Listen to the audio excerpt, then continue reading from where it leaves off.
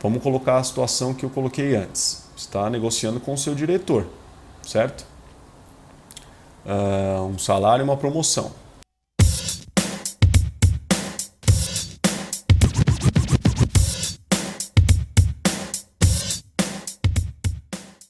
Vamos lá, pessoal. Fernando Prieto aqui para a gente falar de negociação, certo? Negociação em gestão de projetos para arquitetura e engenharia. Hoje estou aqui sentado a uma mesa, o ambiente onde normalmente as negociações são feitas, tá? Estou aqui, ó, tomando um cafezinho, afinal de contas é a primeira coisa que acontece quando você entra numa reunião, não é? Sempre te oferecem ali um café, uma água.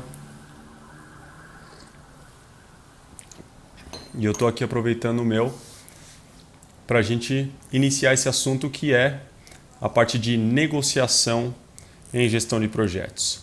Logicamente que negociação não está só atrelada à gestão de projetos. Negociação faz parte da nossa vida em todos os momentos. Ou seja, em todos os momentos nós estamos negociando com as pessoas, certo? Você pode estar negociando com a sua esposa esse final de semana quem que vai cuidar do jardim e quem que vai fazer as compras. Você pode estar negociando com o seu filho quando ele vai brincar ou quando ele vai estudar. Você pode estar negociando com um colega de trabalho como é que vocês vão repartir as tarefas do projeto. Então, a todo momento nós estamos negociando. Então, a negociação é algo que faz parte da nossa vida e acontece sem a gente perceber o tempo todo, tá? Então, além disso, agregando isso ao nosso mundo de gestão de projetos, normalmente a negociação nós vamos estar envolvidos com situações difíceis. Ou seja, dificilmente você vai estar numa mesa negociando com alguém para tratar de um assunto fácil. Normalmente você vai estar resolvendo um problema. E problemas que devem ser resolvidos normalmente não são fáceis de serem resolvidos. A partir do momento que nós temos dentro de um projeto vários agentes, vários stakeholders e várias equipes dentro desses stakeholders, e gestão de projetos é uma área de humanas, nós vamos estar sempre lidando com essas pessoas, certo? Então, um pouquinho mais dentro da nossa área, quais são os 4 elementos aí que a gente pode destacar que serão objeto de negociação dentro da gestão de projetos para arquitetura e engenharia? E até dentro da gestão de projetos de uma forma geral, tá? Um deles é o custo, certo? Afinal de contas, gestão de projetos está sempre ligada a dinheiro e normalmente você tem, principalmente na etapa preliminar e durante o processo nas etapas de contratações, você vai estar lidando com custos, tá? Então você vai sentar à mesa para poder negociar um contrato, ou você está contratando, ou você está sendo contratado. Muitas vezes o gestor de projetos ele está envolvido em ambas as situações, muito mais na posição de contratante do que na posição de contratada, mas em algum momento ele foi contratado também. Então ele tem que sentar à mesa para poder realizar essa negociação. Outro fator é a questão de tempo. Então, os prazos de cada stakeholder, os prazos para cada entregável que o stakeholder vai executar e depois vai fornecer, tá? O escopo, que são os próprios entregáveis. Então, como é que funciona esse escopo? Qual que é o escopo que você está esperando como gestor e que você gostaria de receber? E qual é o escopo que aquele stakeholder, aquele fornecedor, ele está disposto a fazer dentro do contrato que ele está mandando, né? E por último desses 4 que eu quero destacar, existem os recursos, tá? Então você vai estar sempre executando também uma negociação em cima dos recursos, que podem ser não só financeiros, como a gente falou já de custos, mas também de pessoal, ou seja, formação de equipe, recursos de equipamentos, recursos de ferramentas, materiais, para quem está mais acostumado aí, está lidando com projetos ligados à construção.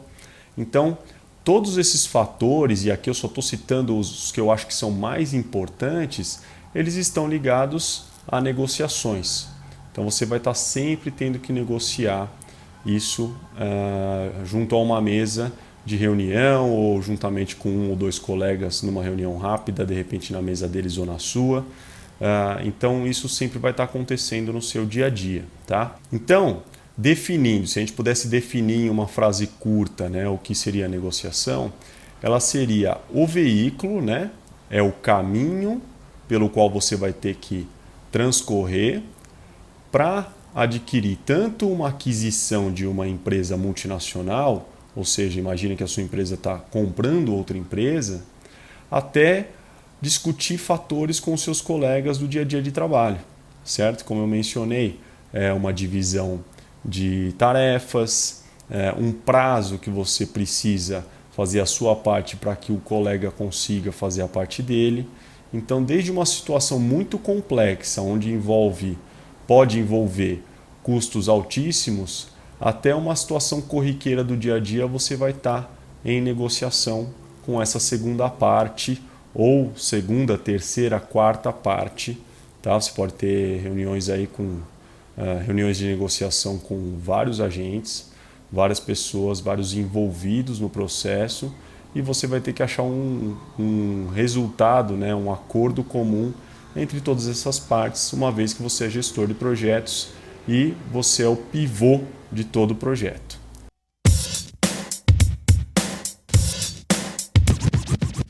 Para que a gente consiga atingir esses objetivos que eu mencionei agora há pouco, é necessário que haja um aprimoramento nas suas técnicas e nas suas habilidades de negociação.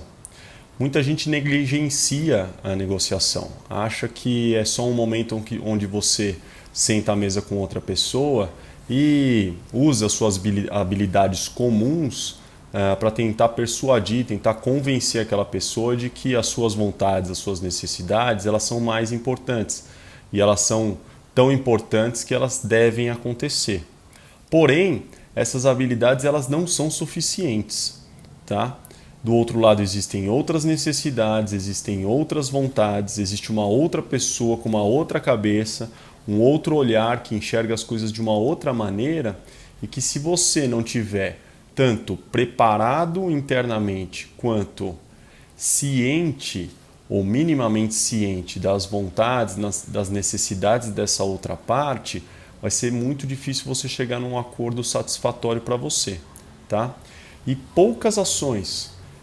A gente vai falar aqui do primordial, tá? Essa conversa ela vai ser bem rasa em relação à negociação, até porque não quero que o vídeo fique muito longo, mas uma pequena melhora nesse seu desempenho, falando de habilidades e falando de técnicas, já vai te gerar um resultado muito grande no seu dia a dia. Tá? Lembrando que não é só sentado a uma mesa de reunião, é no seu dia a dia, no passo a passo do seu dia a dia de trabalho, onde você vai ter que momentaneamente e diversas vezes estar negociando com a sua equipe, com o seu chefe, com o superior e até num momento mais crítico, onde você pode sentar à mesa com o seu diretor, o seu gerente e pedir a ele um aumento, pedir a ele solicitar, né, requisitar uma promoção, ou quando você estiver sentado junto ao seu cliente, na hora de fazer uma adição de contrato, na hora de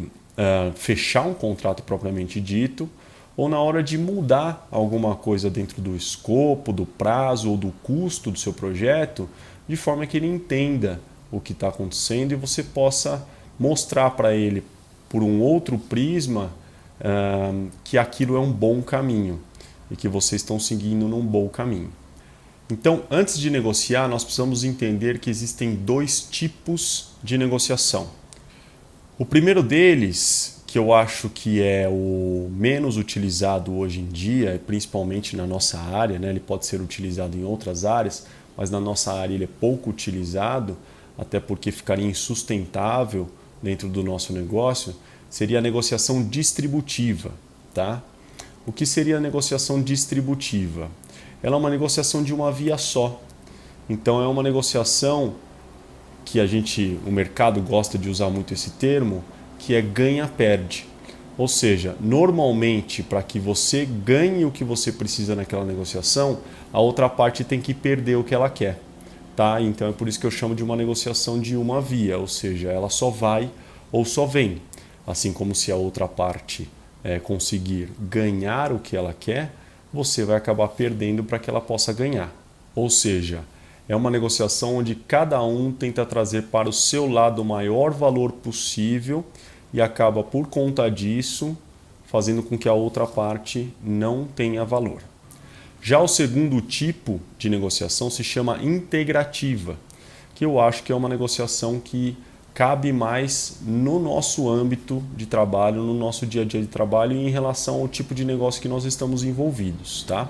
Não é uma regra, não quer dizer que vai sempre ser assim, mas a maioria das vezes vai ser assim porque estamos tratando de um assunto aqui que está ligado a humanas, ou seja, a gente está lidando com pessoas o tempo todo, não estamos falando aqui de produtos industrializados, não estamos falando de commodities, estamos falando de serviço. Então, a negociação do tipo integrativa, que é uma negociação de duas vias, é uma negociação que muita gente gosta de usar o termo que é o ganha-ganha.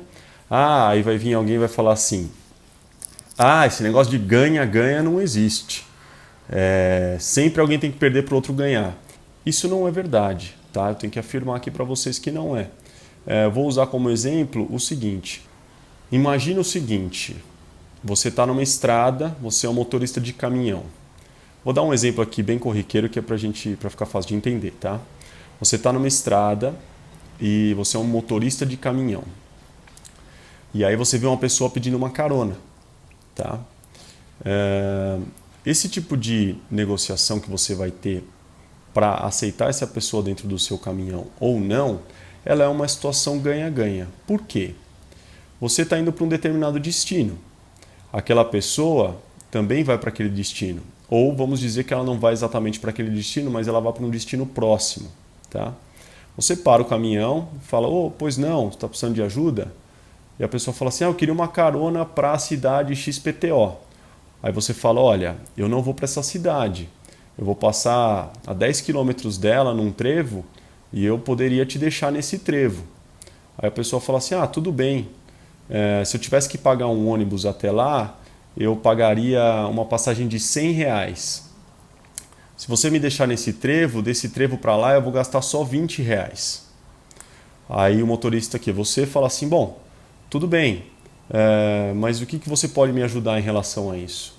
Aí ela fala assim, olha, eu te dou R$50 pela carona até esse trevo. Ou seja, qual é a conclusão dessa negociação? Você é o motorista, você não teve que desviar o seu caminho, carregar aquela pessoa com você não te trouxe nenhum malefício, ou seja, não te prejudicou em nada. Aquela pessoa economizou R$30 porque ela passou a gastar 20 da passagem do trevo até a cidade que ela queria ir e mais 50 com você para ajudar no seu combustível, certo? Então foi uma contrapartida que ela te apresentou para ficar atrativo para você. E foi uma relação ganha-ganha. Além do fato de que ela, se fosse de outra maneira para essa cidade, ela não teria a segurança de estar dentro de um veículo e tal. E você também teve o benefício da companhia até lá, certo?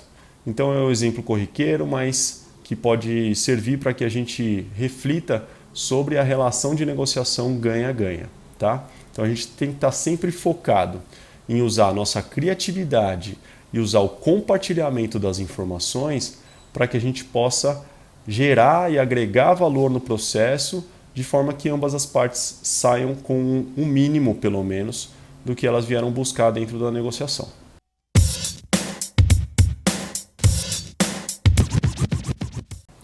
Agora que a gente já sabe tudo isso, que é um basicão em relação à negociação, eu quero entrar aqui em 4 conceitos que são muito importantes que todo mundo entenda para que a gente possa ir para a parte prática, tá?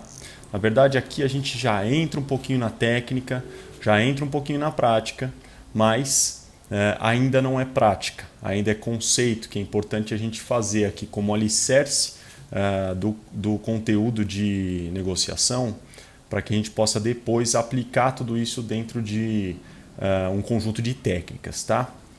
Então, o primeiro item que eu quero destacar aqui, dos 4 conceitos, é a sigla MOPA, tá? M de Maria O, P, A. MOPA. O que quer dizer MOPA? MOPA quer dizer melhor opção de plano alternativo, tá? Então, o que é isso? Quando você vai entrar numa negociação, para que você consiga atingir os seus objetivos, você tem que ter algum efeito comparativo. O que quer dizer isso? Aquela história do que é bom, o que é ruim. Então, o que é bom para você pode não ser bom para mim. Ou seja, eu posso gostar de Big Mac e você achar uma porcaria. Ou vice-versa, eu gosto de Whopper duplo e você achar que não é bom. Ou seja, por que você acha que não é bom? Porque você tem um efeito comparativo. Você já se deparou com uma situação onde você vê algo novo pela frente e você não consegue dizer isso é bom ou isso é ruim. Por quê? Porque não há efeito comparativo. Então, sem efeito comparativo, fica muito difícil você entrar numa negociação onde você quer alcançar um objetivo, uma necessidade, se você não tem como comparar com outras coisas para dizer, olha, aquilo é bom ou aquilo é ruim, tá? Então, a melhor opção de plano alternativo quer dizer, além do efeito comparativo, você ter um plano B, tá? Então, nada mais é que o quê? Você entrar numa negociação buscando um objetivo e tendo uma carta na manga. Por quê? Porque se você não tiver essa carta na manga, além de você não ter o efeito comparativo para saber se aquilo que está sendo negociado, o que está sendo oferecido pela outra parte, que normalmente não é exatamente o que você quer, se aquilo está muito melhor do que você tem lá fora, muito pior do que você tem lá fora, ou parecido, igual, de forma que você possa reagir a essa situação de uma maneira mais consciente, de uma maneira mais preparada. Tá? Sem uma MOPA, ou seja, sem uma melhor opção de plano alternativo, você fica sem argumento de barganha. Você se coloca numa situação onde você não vai ter como negociar quando a coisa ficar difícil, porque você não tem para onde correr. Então, com certeza você já passou por uma situação como essa. Imagina o seguinte, imagina que eu sentei à mesa do meu diretor e quero barganhar lá, quero pleitear um aumento de salário com uma promoção, certo? Então eu vou lá, eu vou dizer para ele tudo que eu sou, o meu desenvolvimento dentro da empresa nos últimos anos, como eu me desenvolvi pessoalmente para poder achar que eu me destaco em relação aos meus colegas, o meu plano de carreira, enfim, uma série de argumentos que eu posso utilizar e vou pedir para ele, olha, eu gostaria de virar gerente ou virar, não sei, assumir um outro departamento e também gostaria de um aumento de salário de 20%, uma série de coisas que eu posso usar.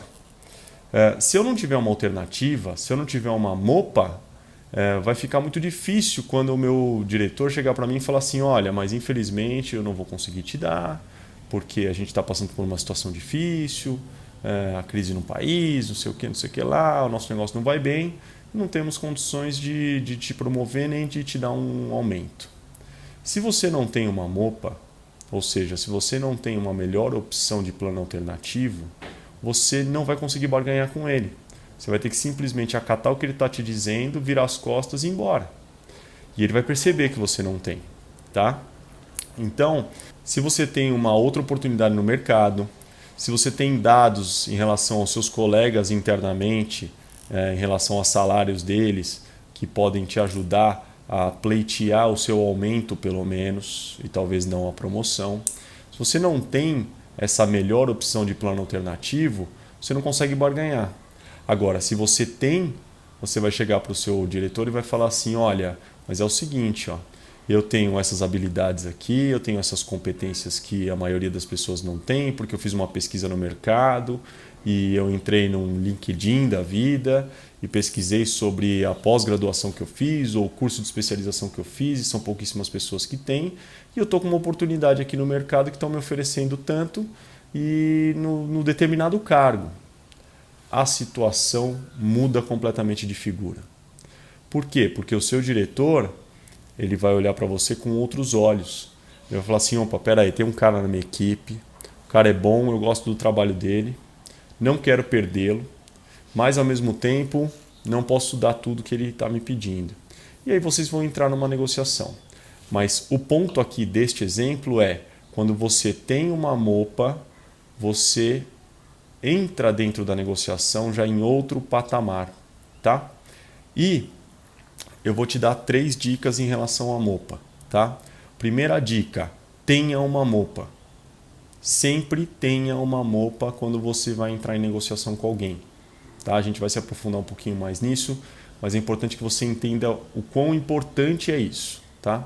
Segunda coisa, uma mopa fraca, ou seja, você pode ter ali uma melhor opção de plano alternativo, que é meio fraco, sabe? Não faz comparado com o que você está barganhando, não faz muito sentido, ou não é muito diferente. Eu estou barganhando aqui um salário, só que a opção que eu tenho lá fora é de 2, 3% só de aumento de salário em relação ao que eu tenho hoje. Então não é algo que você vai poder falar de boca cheia, olha, eu tenho uma oportunidade. Tá? Mas é melhor que você tenha uma mopa fraca do que você não tenha uma mopa. Tá? Se você não tiver uma mopa, não entre em negociação. Tá? Agora, se você fez a besteira de sentar à mesa para fazer uma negociação com alguém sem ter uma mopa, não deixe eles perceberem isso. Então, eu nem deveria estar falando isso porque eu acho que a mopa é fundamental para que você entre numa negociação. Fundamental. Tá? As chances de você perder uma negociação sem uma mopa, elas são gigantescas. Então, mas se você entrou, não tive tempo, não deu, me convocaram para essa reunião de última hora, minha cabeça está em jogo, usando o exemplo que a gente está falando, você pode ter sido convocado para uma reunião em que você vai ser questionado em relação ao seu cargo, em relação às suas atribuições e tudo mais, ou em relação ao seu projeto, certo? E agora, se você acabou entrando nessa reunião de alguma maneira sem uma mopa, não deixe eles perceberem. Porque se eles perceberem, os negociadores fortes, eles vão usar isso contra você. Tá? Então, se você não teve escolha e entrou numa reunião sem uma mopa, lembre-se, não deixe que o outro lado perceba que você não a tem. Porque se ele perceber, será usado contra você. Tá bom? Agora, vamos entrar um pouquinho mais dentro da mopa, que é para vocês entenderem a importância dela. Acabei de falar que se você tiver uma mopa fraca, é melhor do que você não ter. Agora, se você tem uma mopa fraca e você quer fortalecer ela, isso é possível. Tá? Então vamos entender um pouquinho mais como que a gente consegue fortalecer uma mopa fraca. O primeiro item que você pode trabalhar é o seguinte, pesquisa. Então assim, olha, eu tenho uma mopa fraca aqui, eu dei uma olhada aqui, eu tenho no mercado, eu fiz uma pesquisa salarial, mas foi muito superficial e eu não sei o quanto eu realmente posso pleitear aqui na minha negociação com o meu diretor. Vá pesquisar mais, traga mais dados, traga mais fatos, estatísticas. Isso vai te trazer para um outro patamar e você vai conseguir barganhar muito melhor tendo uma mopa mais forte. Tá? Faça um brainstorming, analise a sua mopa, dependendo da negociação que você está participando e tente perceber o seguinte, como é que eu consigo fortalecer esse negócio junto com a sua equipe. De repente você está indo para uma reunião técnica de projeto ou até contratual de projeto e você consegue junto com a sua equipe, com mais pessoas, fazer um brainstorming para fortalecer a sua mopa. Tá? Outra coisa, nesse processo de fortalecimento, tente agregar valor. Tá? Então, encontre itens de valor para que você possa agregar nesse processo e fortalecer a sua mopa. Outra coisa que você pode fazer para fortalecer a sua mopa é identificar a mopa da outra parte. Então, mas Fernando, como é que eu vou fazer? Como é que eu vou saber qual é o plano B da minha outra parte? Vamos colocar a situação que eu coloquei antes. Você está negociando com o seu diretor, certo? Um salário e uma promoção. De repente você pode ter informações privilegiadas daquele departamento que você está querendo assumir. Ah, como é que está o departamento? Ah, quem está lá, quem está no comando hoje está saindo, ou está querendo sair, ou está pleiteando subir de cargo, vai ficar uma vaga.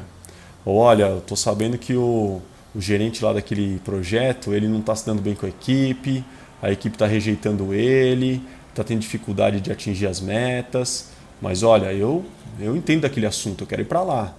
Então você pode ter informações privilegiadas que podem fortalecer a sua MOPA de forma que enfraqueça a MOPA do seu diretor. Então vamos lá, eu quero assumir o departamento do projeto X. Tá? Eu estou no projeto W e eu quero assumir o departamento do projeto X. Aí o seu diretor vai falar assim, olha, mas não, lá já tem o fulano de tal, e ele já está no meio do projeto e tal.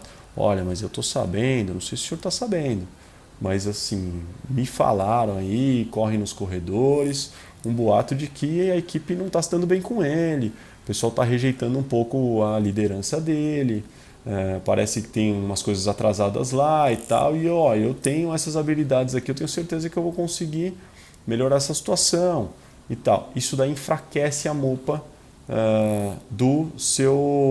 da outra parte que está sentada à mesa com você, que está negociando com você, tá? Então, tem coisas mais simples dependendo da situação. Se coloque no lugar da pessoa. Então, por exemplo, esse diretor. Vamos supor que você tivesse uma MOPA fraca, você sabe que a sua oportunidade lá fora não é tão boa assim, talvez você não esteja tão disposto a mudar, mas você sabe que para o seu diretor a sua saída vai dar muito trabalho para ele. Você está tocando 2 projetos, está no meio dos 2 projetos. Se você não entra num acordo com ele, apresenta uma MOPA que pode ser fraca, mas você não está dizendo isso para ele não sabe. Mas você se coloca nessa posição de que a MOPA é forte. E você bate o pé e fala assim, não, olha, o negócio é o seguinte, se eu não conseguir aqui pelo menos 10% de aumento, eu vou para o mercado porque eu estou com essa oportunidade e o pessoal só está me esperando ligar lá para confirmar se eu vou ou não. Pensa no seu diretor. O seu diretor vai ter que contratar outra pessoa. Então, primeiro, a empresa vai ter custo para te mandar embora.